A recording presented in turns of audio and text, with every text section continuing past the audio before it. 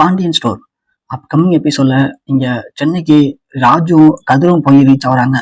Reach ஆகி முடிக்கும் போது அந்த கார்ல பின்னாடி உட்காந்து வந்தவர் கேட்கிறாரு, ஏப்பா நீங்க 2 பேரும் லவ்வர்ஸா இல்ல ஹஸ்பண்ட் ஒய்ஃபா? இல்ல சார், ஹஸ்பண்ட் ஒய்ஃப் தான்.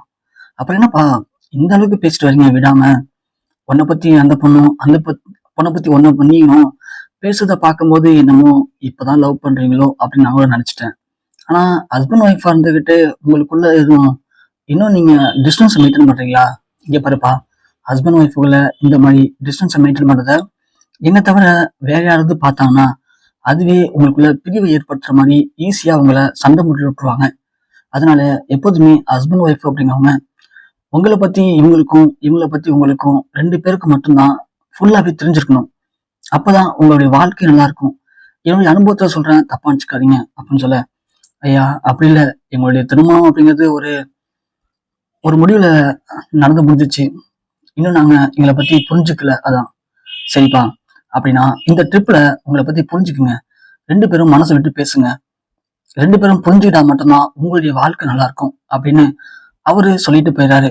இங்க கதிர் ஒண்ணு, சரி ராஜி போய் சாப்பிடலாம் வா அப்படின்னு சொல்லிட்டு ஒரு ஹோட்டல்ல போய் சாப்பிட போறாங்க.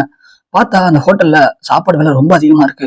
அதை பார்த்ததும் கதிர் ஒண்ணு, இவங்களை மட்டும் ஒரு சிக்கன் ரைஸ் கொடுங்க, எனக்கு பரோட்டா கொடுத்துருங்க அப்படின்னு சொல்றாங்க.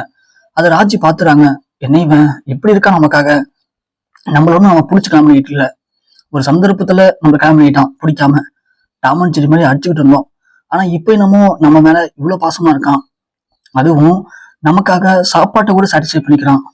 பா, இவனுக்கு நம்ம என்ன பண்ண போறோம் அப்படின்னு ராஜி யோசிக்கிறாங்க.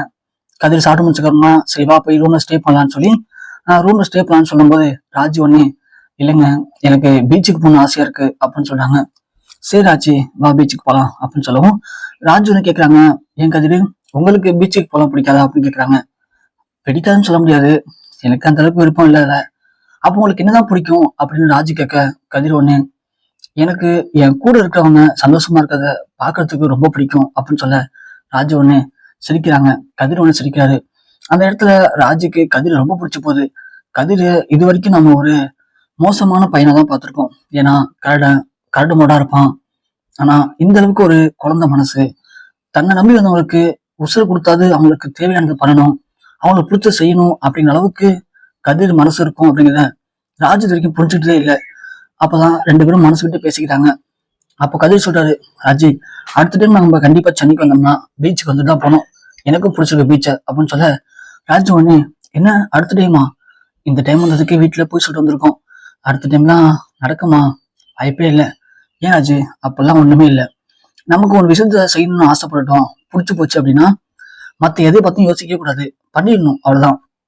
அதுக்கு என்ன வேலை பண்ணலாம், தப்பும் இல்லை அப்படின்னு கதிர் சொல்ல ராஜு ஒண்ணு, கதிர் நீ சொல்றதெல்லாம் உண்மை மட்டும் தான் பண்ண முடியும், மத்த யாரையும் பண்ண முடியாது, நீ உண்மையிலேயே செம்ம புருடனால்தான் அப்படின்னு கதிரை பார்த்து ராஜு சொல்றாங்க.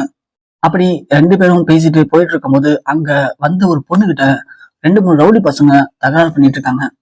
அப்படி தகராறு பண்ணும்போது அந்த பொண்ணு அவங்ககிட்ட இருந்து ஓட ட்ரை பண்ணுது. டக்குன்னு பார்த்தா அந்த பொண்ணை ஒரு வண்டியில புடிச்சு போட்டு தூக்கிட்டு போறதுக்கு அந்த பொண்ணை தூக்கிட்டு போறாங்க. அதை பார்த்து கதிர் போயிட்டு, டேய் யார் நீங்க, ஏன்னா அதை போட்டு பிரச்சனை பண்றீங்க அப்படின்னு கேட்க அவனுங்க கதிரை போட்டு அடிக்கிறாங்க.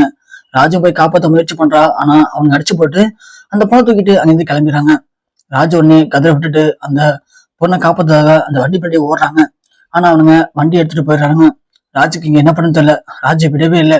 ஓனர் ராஜி அங்க போற ஒரு ஆட்டோ பிடிச்சி அவங்கள ஃபாலோ பண்ணி போறாங்க. கரெக்டா பார்த்தா அவங்களும் ஒரு குடோனுக்கு போறாங்க.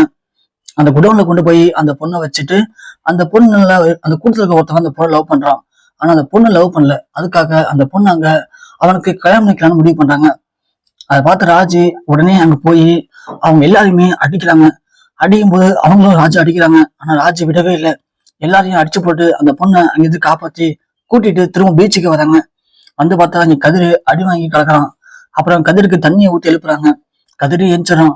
ராஜி எங்க போனீன்னு அப்படி கேட்க, இல்ல கதிர், நான் அந்த பொண்ணு தூக்கிட்டு போனாங்களே அவங்கள ஃபாலோ பண்ணி போனேன். பக்கத்துல தான் ஒரு வீட்டுல வந்து வச்சு அடைச்சு அந்த பொண்ணை துன்புறுத்தினாங்க, நான் அவங்களை அடிச்சு போட்டு வந்துட்டேன் அப்படின்னு சொல்ல, என்னாச்சு சொல்ற, தனியா பொண்ணு நீங்க? ஆமா கதிர், எனக்கு ஒரு வழி தரல. அந்த பொண்ணு எங்க இந்த இருக்க, அந்த பொண்ணு யாருமா அவனுங்க, உனக்கு தெரிஞ்சவங்களா? இல்லைண்ணே, அதுல ஒரு பையனை லவ் பண்ணு சொல்லி டார்ச்சர் பண்ணான், நான் பிடிக்கலன்னு சொல்லிட்டானே. ஆனா அவன் என்னை திரும்ப திரும்ப டார்ச்சர் பண்ணி நான் இன்னைக்கு பீச்சுக்கு தெரிஞ்சுட்டு வந்து என்ன இப்படி பண்ணிட்டானுங்கண்ணே அப்படின்னு சொல்லவும், உங்க வீடு எங்கம்மா இருக்கு? இங்கதான் நான் பக்கத்துல இருக்கு, நான் போயிடுறேன் அப்படின்னு சொல்றாங்க. இல்லம்மா, கண்டிப்பா அந்த ரவுடி பசங்க திரும்ப வந்தாலும் வருவானுங்க, நான் கூட உங்க வீட்டை விட்டுட்டு வரவா அப்படின்னு சொல்லுவோம். ராஜு, ஆமா கதிரு, அதான் கரெக்ட் அப்படின்னு சொல்லிட்டு இங்க கதிரும் ராஜு அந்த பொண்ணு அடிச்சுட்டு அவங்க வீட்டுக்கு போறாங்க. பார்த்தா பக்கத்துல தான் அந்த வீடு இருக்கு. உள்ள போனதும் அந்த பொண்ணோட அம்மா வராங்க. சொல்லுங்க, யாருங்க நீங்க? என்னம்மா உன் ஃப்ரெண்ட்ஸா அப்படின்னு கேட்க, இல்லம்மா அது வந்துமா, அது வந்து அப்படின்னு சொல்ல, என்னாச்சுமா சொல்லுமா, ஏன் ஒரு மாதிரி அழுகுற, என்னாச்சு தங்கம் அப்படின்னு கேட்கும்போது ராஜு சொல்றாங்க, இது மாதிரி உங்க பொண்ணு உங்கள்ட்ட ஒரு உண்மையை சொல்ல மறைச்சிட்டா. உங்க பொண்ணு ஒருத்த லவ் பண்ணிருக்கான், ஆனா உங்க பொண்ணுக்கு இன்ட்ரெஸ்ட் இல்ல. ஆனா இன்னைக்கு உங்க பொண்ணு பீச்சுக்கு வர தெரிஞ்சுக்கிட்டு 4 பசங்களோட வந்து உங்க பொண்ணை கடத்திட்டு போய் ஒரு வீட்டுல வச்சு கல்யாணம் பண்ணிக்க நினைச்சோம். நல்ல வேலை நாங்க பாத்துட்டோம். நாங்க பார்த்த அப்புறம் அவளை அடிச்சு போட்டு உங்க பொண்ணு அலசி வந்துட்டோம். கொஞ்சம் உங்க பொண்ணு கேர்ஃபுல்லா பாத்துக்குங்க. அந்த ரவுடி பசங்களால திரும்ப உங்க பொண்ணுக்கு ஆபத்து வரது வாய்ப்பு இருக்கு அப்படின்னு சொல்ல, ரொம்ப நன்றிமா, எங்கிட்ட வந்து என் பொண்ணை காப்பாத்திருக்கு. இது மட்டும் உங்க அப்பாவுக்கு தெரிஞ்சுன்னா உண்டுலன்னு ஆக்கிடுவாரு. இவன் எங்கள்கிட்ட சொல்லலாமா, சொன்னா எங்க நாங்க படிப்பு நிறுத்துருவோமோ அப்படின்னு பயந்துகிட்டு எங்கள்கிட்ட சொல்லல போலமா இவன் அப்படின்னு சொல்ல, ராஜு ஒண்ணு, ஆமாங்க நானும் விசாரிச்சேன், ஏன் உங்க அம்மா அப்பா சொல்லலன்னு சொல்லி. அப்ப அவ்வளவு நான் சொன்னான், இல்ல எங்க அப்பா கோவக்காரு, கோவப்பட்டு ஒரு ஆளை படிப்படி பண்ணிட்டான்னா நான் காலேஜ் போக முடியாது, எனக்கு நிறைய படிக்கணும்னு ஆசை இருக்கு அப்படின்னு சொன்னாமா. தயவு செஞ்சு இதுக்காகலாம் உங்க பொண்ணோட படிப்பை படிக்காதீங்க, பொண்ணுங்க படிக்கணும், அதுதான் நம்ம நாட்டுக்கே பெருமை அப்படின்னு சொல்லும் போது கரெக்டாக பொண்ணு அப்பா வந்துடுறாங்க. யாருமா, யார் வேணும் உங்களுக்கு அப்படின்னு கேட்கும்போது இங்க அந்த பொண்ணு அம்மா சொல்றாங்க நடந்த எல்லாத்தையும். அதை கேட்டு ரொம்ப கொந்தளிக்கிறாரு. என்ன இப்படி ஆச்சா, என்கிட்ட இது முன்னாடி சொல்லவே இல்லை அப்படின்னு ஒரு கோவப்படும் போது அப்புறம் அந்த பொண்ணு அம்மா சொல்றாங்க, இல்லைங்க நீங்க படிப்பண்ணி படிக்கணும்னு பயந்து நாம சொல்லாம இருந்திருக்கா. எப்படியோங்க இந்த பொண்ணு மட்டும் இன்னைக்கு வந்து காப்பாத்துறானா நம்ம பொண்ணோட நிலைமை அப்படின்ட்டு ரொம்ப மோசமா போயிருக்குங்க அப்படின்னு சொல்லுவோம். அப்படியாம்மா, நீ யாருமா, எங்கிருந்து வரீங்க நீங்க அப்படின்னு கேட்கறாங்க. இது மாதிரி இவ என் மனைவி, நாங்க வந்து இவளுக்கு ஒரு எக்ஸாம்காக இங்க வந்திருக்கோம். நாளைக்கு அந்த எக்ஸாம் இருக்கு எங்களுக்கு, நாங்க சும்மா அப்படியே சென்னை சுத்தி பார்க்கலான்னு பீச்சுக்கு போகும்போது அதை பார்த்தோம் அப்படின்னு சொல்றான் இருக்காது. அப்படிங்கப்பா, சரிப்பா ரொம்ப நன்றிப்பா அப்படின்னு சொல்லுவோம். சரிப்பா எங்க போறீங்க? பக்கத்துல சார் ஹோட்டல் இருக்கு, அங்க தங்க போறோம். இல்லப்பா, இவ்வளவு தூரம் வந்து என் பொண்ணை காப்பாத்திருக்கீங்க, எங்களுக்காக இந்த ஒரு சின்ன உதவி மாதிரி எடுத்துக்கங்க. வீட்டுல மாடியில ரூம் இருக்கு, தாராளமா நீ தங்கிக்கலாம், இங்கேயே சாப்பிட்டுங்கன்னு சொல்லும்போது, இல்ல சார் அதெல்லாம் ஒண்ணு வேணாம், பரவாயில்ல சார். இல்லப்பா எனக்காக சொல்ற கேளுப்பா, நீங்க ஹோட்டல் தங்க போறீங்க, வேண்டாப்பா, இங்க இருக்க ஹோட்டல்லாம் விலை அதிகம், நான் சொல்ற கேளு. என் பொண்ணுடைய மிகப்பெரிய வாழ்க்கையை காப்பாத்திருக்கீங்க, அதுக்காக ஒரு சின்ன நன்றி காரணம் நீங்க அவங்களுக்கு காசு பணம் தரல, என் ரூம் தான் தரேன், தனி ரூம் தான், ஏசி இருக்கு, எல்லாமே இருக்கு, டிவியும் இருக்கு, நீங்க நல்லபடியா தூங்குங்க, படிங்க, நாளைக்கு எக்ஸாம் போகணும்ல, ப்ளீஸ் எனக்காக இந்த ஒரு ஹெல்ப் மட்டும் எடுத்துங்க அப்படின்னு சொல்லுவோம். ராஜு ஒண்ணு சரிங்க அப்படின்னு சொல்லிட்டு மேல போய் ஸ்டே பண்றாங்க. அடுத்த காலைல கிளம்பி ராஜுவும் அங்க போலீஸ் ஸ்டேஷனுக்காக போறாங்க. அங்க ட்ரைனிங் போகும்போது கரெக்டாக ரவுடி பசங்க வந்துடுறானுங்க. ரவுடி பசங்க ராஜ பாத்துறாங்க. பார்த்த உடனே அந்த போலீஸ் எக்ஸாம்ல எப்படியாவது அந்த பொண்ணை எழுத விடாம கெடுக்கணும் அப்படிங்கிற மாதிரி ட்ரை பண்றாங்க. ஆனா ராஜு எல்லாத்தையும் மீறி அதுல கலந்துக்கிறாங்க. ஆனா அதுல ஒரு எக்ஸாம் மட்டும் கலந்து ரன்னிங் ஓடும்போது அந்த ரவுடியுடைய ஃப்ரெண்டு ஒருத்தவன் அதே ரன்னிங்ல ஓடிட்டு இருக்கான். அவன் டக்குன்னு ராஜுடைய காலை வாரி விட்டுறான். அதனால ராஜு கீழே வந்துடுறாங்க. அதனால அந்த ரவுண்ட்ல மட்டும் அவங்களால இது பண்ண முடியாம போயிடுது, ஜெயிக்க முடியாம போயிடுது. உடனே ராஜ் ரொம்ப ஃபீல் பண்றாங்க, எல்லாமே முடிஞ்சு போச்சு அப்படின்னு சொல்லிட்டு.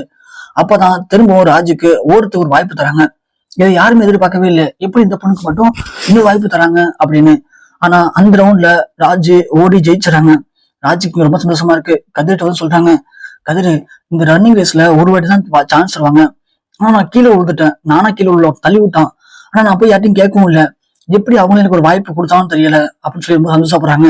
அப்பதான் தெரியுது, அங்கிருந்து ஒருத்தர் இன்ஸ்பெக்டர் வராரு. வந்துட்டு ஆமா உங்களை சார் கூப்பிடுறாங்க வாங்க அப்படின்னு கூப்பிடுறாங்க. போகும்போது அவர் சொல்றாரு, இங்க பாருங்க, நீங்க ஓடும்போது தடுக்கி விழுந்துட்டீங்க, ஒருத்தன் தள்ளி விட்டா, நாங்களும் பார்த்தோம், ஆனா எதனால இருந்தாலும் வாய்ப்பு தர மாட்டோம், சார் சொன்னா மட்டும் தான் ஒரு வாய்ப்பு கொடுத்தாங்க அப்படின்னு சொல்லுவோம். சார் யாருங்க அது அப்படின்னு கேக்குறாங்க. அப்பதான் தெரியுது, நேத்தி இவங்க ஒரு பொண்ணை காப்பாத்துறாங்க இல்லையா, அந்த பொண்ணுடைய அப்பா டிஎஸ்பி. ஆனா இது இவங்களுக்கும் தெரியாது, அவங்களும் இவங்க இந்த எக்ஸாம் தான் வந்திருக்காங்கன்னா அவருக்கும் தெரியாது. கிரவுண்ட்ல வந்து பார்க்கும்போது தான் ராஜா பார்த்து அவருக்கு அவ்வளவு சந்தோஷம். ஓ இந்த பொண்ணு போலீஸ் எக்ஸாம் தான் வந்திருக்கா அப்படின்னு சொல்லிட்டு. இப்படியாப்பட்ட பொண்ணு கண்டிப்பா போலீஸ் ஆகணும், ஏன்னா போலீஸ் ஆகாமலே நம்ம பொண்ணுடைய வாழ்க்கையை காப்பாத்திருக்காங்க அப்படின்னு சொல்லி ரொம்ப சந்தோஷப்படுறாரு. அதனாலதான் ராஜா பார்த்துட்டு ராஜுக்காக இன்னொரு வாய்ப்பை அவர் தான் கொடுக்குறாரு. அந்த வாய்ப்பை பயன்படுத்தி தான் ராஜு இங்க ஜெயிக்கிறாங்க. ராஜி அவரை பார்த்தோன்னு ரொம்ப நன்றி சொல்றாங்க. ரொம்ப தேங்க்ஸ் சொல்லும் போது, இதெல்லாம் ஒண்ணுமே இல்லம்மா, என் பொண்ணோட வாழ்க்கையை நீ காப்பாத்திருக்க, அப்படி இருக்கும்போது நீ போலீஸே கிடையாது, இருந்தாலும் ஒரு போலீஸுடைய கடமையை செஞ்சிருக்க, அப்படியாப்பட்ட பொண்ணுலாம் போலீஸ் ஆகாம போயிட்டா டிபார்ட்மெண்ட்டுக்கு தான் அது இழப்பு, கண்டிப்பா நீ போலீஸ் ஆகணும், போலீஸ் ஆகி இது மாதிரி நிறைய பேருக்கு நல்லது பண்ணணும் அப்படின்னு ராஜுவும் கதிரியும் அவரு அங்கிருந்து வாழ்த்து அனுப்புறாரு.